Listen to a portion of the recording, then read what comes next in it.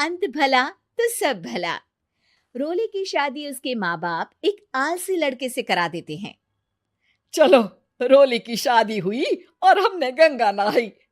और क्या, बेटियां तो होती ही हैं बोझ। हाँ, पर अब क्या चिंता, उतार तो दिया बोझ तुमने, अब वो लोग समझे। ससुराल में रोली का पति कहता है, देखो, मैं कोई काम नहीं करता, ये बात तुम्हारे मम्मी पापा को बता दी थी मैंने। अब जो किराया आता है दुकान का, उसी से घर का गुजारा करना है। कभी भूल से भी कोशिश ना करना किसी चीज की डिमांड की। क्या मम्मी पापा को पता था कि आप कोई काम नहीं करते? और क्या, बड़ा अच्छे से पता था। उन लोगों को तो तुम बोझ लगती थी, बोल रहे थे कि बस शादी कर लो और कोई मतलब नहीं है। रोली को यह सुनकर बहुत गुस्सा आता है, लेकिन करती भी तो क्या, क्योंकि वो जानती थी कि उसके माता पिता ऐसे ही हैं। जैसे तैसे रोली दिन काट रही थी। रोली को एक प्यारी सी बेटी होती है। धीरे धीरे वो बड़ी होती है और उसके साथ उसकी जरूरतें भी बढ़ती जाती हैं। सुनिए जी, अब तो सिमी बड़ी हो रही है, उसका स्कूल में दाखिला कराना है।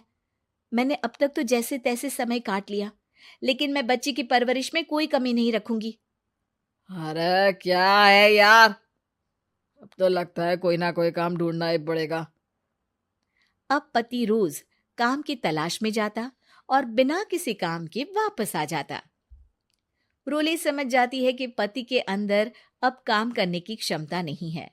वो बेटी को उच्च शिक्षा देने के लिए कुछ करना चाहती थी, लेकिन करती तो क्या करती।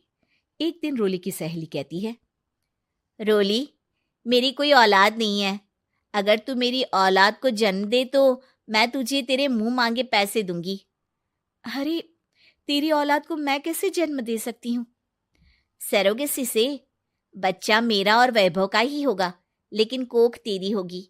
ये संभव है रोली। रोली कुछ सोचकर कहती है, मुझे मंजूर है, लेकिन मैं इसका 2 लाख रुपया लूंगी। अरे कोई बात नहीं, मुझे मंजूर है। रोली खुश हो जाती है कि एक बच्चा पैदा करने का उसे 2 लाख रुपया मिलेगा। वो घर आकर पति को बताती है, वो भी खुश हो जाता है। अब क्या था, डॉक्टर के पास जाकर सहेली का बच्चा रोली की कोख में पलने लगता है। मुझे 20,000 चाहिए मेरे बेटी के एडमिशन के लिए। हाँ हाँ ठीक है, मैं उसके एडमिशन से लेकर सारे खर्चे उसके अकाउंट में डाल रही हूँ। रोली की बेटी का एडमिशन हो जाता है। रोली को लगता है कि वो अब सब कुछ ठीक कर देगी। दिन और महीने आगे बढ़ते हैं। अब एक दिन, एक बात कहूं जी, काश इस बच्चे को मैं रख पाती। मैं अब इससे काफी जुड़ गई हूँ। अरे यार, पता नहीं किसका बच्चा है, अपने पास है ना अपनी मुन्नी। हाँ, लेकिन अब मैं भी इस बच्चे से जुड़ाव फील करने लगी हूँ। लेकिन मैं ये जानती हूँ कि ये मेरा बच्चा नहीं है। दोनों की जिंदगी ठीक चल रही थी, लेकिन कहते ना कि सुख का पल ज्यादा लंबा नहीं होता। एक दिन रोली की सहेली का फोन आता है। रोली, मुझे अब ये बच्चा नहीं चाहिए, मैं अपने पति को छोड़ रही हूँ। अरे लेकिन मुझे पैसों की जरूरत है, बच्चा तुम्हारा है, मैं क्या करूंगी? सहेली बिना कुछ बोले फोन काट देती है, फोन स्विच ऑफ कर देती है। लेकिन रोली के जीवन का तूफान यहीं नहीं रुकता। रोली, मैं इतना भार नहीं उठा सकता। आज पढ़ाई का पैसा मांग रही हो, कल को शादी, कॉलेज और पता नहीं क्या क्या। मैं तुम्हें छोड़ रहा हूँ, अपनी बच्ची उठाओ और निकलो इस घर से। अरे पर मैं कर तो रही हूं ना बच्चे के लिए काम, आप आराम से रहिए ना। क्या काम कर रही हो, देख रहा हूं मैं। ये छोटा शहर है, यहाँ लोगों को बात बनाते वक्त नहीं लगता। तो मैं क्या करूं? ज्यादा पढ़ी लिखी नहीं हूं, कैसे घर के खर्चे चलाऊं? और आप तो काम करना ही नहीं चाहते। हाँ, ना चाहता हूं और ना ही करूंगा। रोली को पति की बात पर काफी गुस्सा आ जाता है। ठीक है, अगर मेरे जीवन में संघर्ष ही लिखा है तो वही सही। इस वक्त पति होने के नाते आपको मेरा साथ देना चाहिए था, लेकिन नहीं, आपने तो इस हाल में मुझे घर से बाहर निकालने की बात कह डाली। देखो, ये सारी फालतू की बातों के लिए वक्त नहीं है मेरे पास। रोली, जिसकी कोख में किसी और का बच्चा था और साथ छोटी सी बेटी, पति का घर छोड़कर रास्ते पर आ जाती है। रोली के पास मायके के सिवा दूसरा कोई रास्ता नहीं होता। अरे रोली कैसी है? कितने दिनों के लिए आई है? हमेशा के लिए माँ। वो माँ को सारी बात बता देती है। ओए लड़की, इतनी हिम्मत का काम कर लिया। अरे ना ना, यहाँ कोई जगह नहीं है। तुम तो अपना बोरिया बिस्तर उठाओ और निकलो यहाँ से। रोली के पास अब मायके का रास्ता भी नहीं बचता।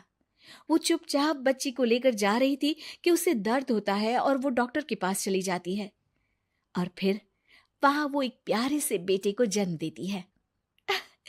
कितना प्यारा है, कितने अभागे हैं इसके माँ बाप जो इसके पैदा होने पर भी नहीं है।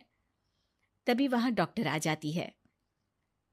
रोली, बच्चे के पिता तुमसे मिलना चाहते हैं। आपका बहुत बहुत शुक्रिया। मैं इस बच्चे को पालूंगा, भले ही इसकी माँ ने इसे छोड़ दिया हो, पर मैं अपनी जिम्मेदारी निभाऊंगा। तो क्या आप मुझे इसके पैदा करने के लिए जिन पैसों की बात हुई थी वो भी देंगे? हाँ, और साथ ही आप चाहें तो मेरे घर में रहकर मेरे बच्चे की देखभाल भी कर सकती हैं। मैं उसके लिए आपको सैलरी दे दिया करूंगा। रोली को लगता है कि जैसे भगवान ने उसके लिए सुकून का रास्ता खोल दिया। वो अब मुकेश के साथ उसके घर चली जाती है, जहां रहकर वो उस बच्चे की देखरेख करती है।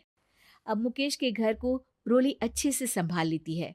उसके लिए खाना बनाने से लेकर बच्चों की देखभाल और घर की देखरेख। धीरे धीरे मुकेश को रोली से प्यार हो जाता है। रोली, तुम्हारी बेटी और मेरा बेटा बिल्कुल भाई बहन की तरह साथ रहते हैं। हाँ, आखिर है तो एक ही कोख के बच्चे, अटैचमेंट तो होगा ही ना। रोली, तुमने घर और मुझे दोनों को संभाल लिया। ये तो मेरा काम है। आपने भी तो मुझे छत दी जिससे मैं अपनी बेटी की पढ़ाई और भविष्य के लिए पैसे जोड़ सकूं। अब रोली, क्या तुम मुझसे शादी करोगी? अब मैं जानता हूं तुम्हारी भी शादी कुछ खास अच्छी नहीं रही। रोली को मुकेश की बात ठीक लगती है। वो उसे हाँ बोलने की सोच ही रही होती है कि उसके पहले पति का फोन आ जाता है। रोली, मैं बहुत परेशान हूं।